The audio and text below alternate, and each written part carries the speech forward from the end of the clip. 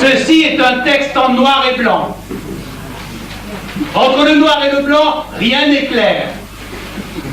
Sauf le blanc. Après réflexion. Entre le noir et le blanc règne le grand effroi. Le blanc a peur du noir. Il a peur surtout de la colère noire. Un nègre sans haine reste aigre. Là, vous pouvez. Le noir est gris, le blanc sombre. Et le blanc n'aime pas se retrouver enfoncé.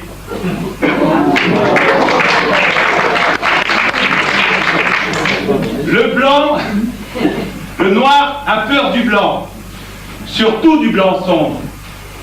Car si le blanc s'éclaire, le noir s'éteint. Le noir voit le blanc en négatif. Pour un noir, être blanc, c'est être pas de problème. Entre le noir et le blanc, difficile de s'entendre. Déjà dans une même couleur, il n'est pas commode d'être dans le même ton. Remarquez, ça c'est un problème un petit peu général. Vous n'avez jamais remarqué que quand quelqu'un a tendance à parler d'une voix blanche, il essaye de s'éclaircir la voix. Comme si ça pouvait faire autrement que d'empirer les choses. Je vais placer la mienne. Entre le noir et le blanc, je sais plus. Difficile de rester neutre sans faire dans la nuance. Remarquez, la nature a parfois de curieux effets compensateurs. Vous avez remarqué que quand, au lendemain d'une nuit blanche, il n'est pas rare de se retrouver dans le cirage. Bon, c'est vrai, le cirage n'est pas forcément noir, mais il est toujours de couleur. Entre le noir et le blanc, les goûts et les couleurs, ça se discute en vain.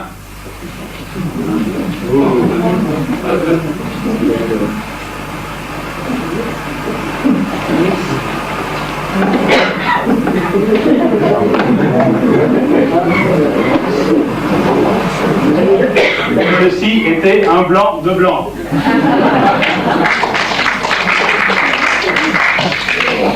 Le noir pense que l'on est injuste avec ses origines. C'est vrai, déjà, pourquoi qualifie-t-on d'Afrique le continent qui en a le moins? C'est là-bas qu'une espèce est née, et c'est là-bas qu'elle manque le plus. C'est pourtant bien l'Afrique qui a apporté le plus de tribus à l'humanité.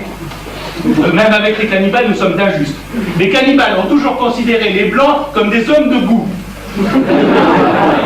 Ils ont toujours su apprécier l'homme pâle.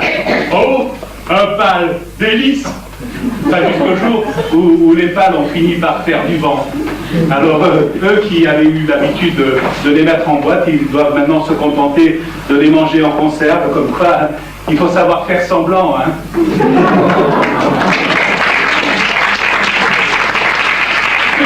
Ceux qui disent qu'en Afrique, il n'y a rien à manger se trompent. Là-bas, même la famine est ingérable. Donc l'Afrique, en fait, c'est presque l'Amérique. Entre l'Afrique et l'Amérique, il n'y a de différence qu'éphémère. Très éphémère, surtout pour les Noirs. À propos, l'esclavagisme, on a dit n'importe quoi. Souvenons-nous de ce que fut l'esclavagisme. Vous souvenez-vous de votre passé simple parce que ça peut servir aussi. L'esclavagisme, ce fut le blanc qui détint, le noir détenu, le blanc qui détint, le noir détenu. Au total, le blanc s'est retrouvé à avoir 10 sous. Peut-on l'accuser de s'être enrichi?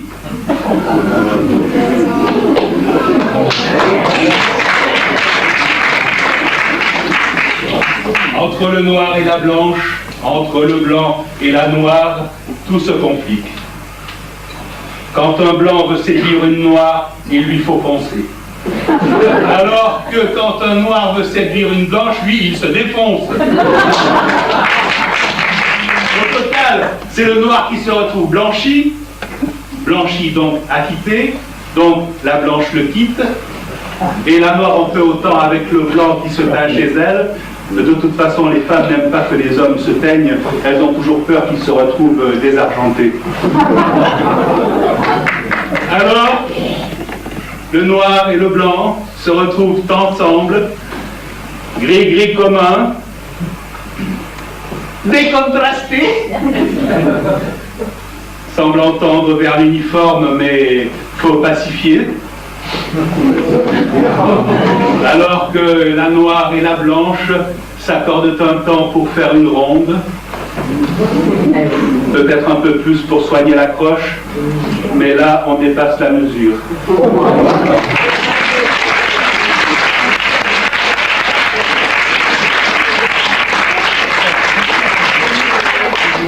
Voilà du discours, je tiens à préciser une chose importante. Il n'est pas question ici pour moi de commenter l'expression noir sur blanc. Noir sur blanc, c'est troublant. Vous faites ce que vous voulez, mais ce n'est pas à moi de m'étaler sur l'intérêt de l'ami noir. Il y en a d'autres qui sont mieux à même d'approfondir.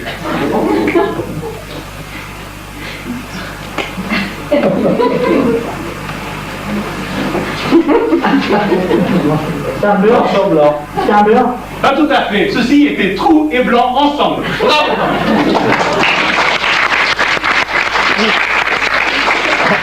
Ceci dit, je me pose quand même une question. Noir, blanc, noir, blanche, n'y a-t-il pas de quoi ensemble se griser? Merci.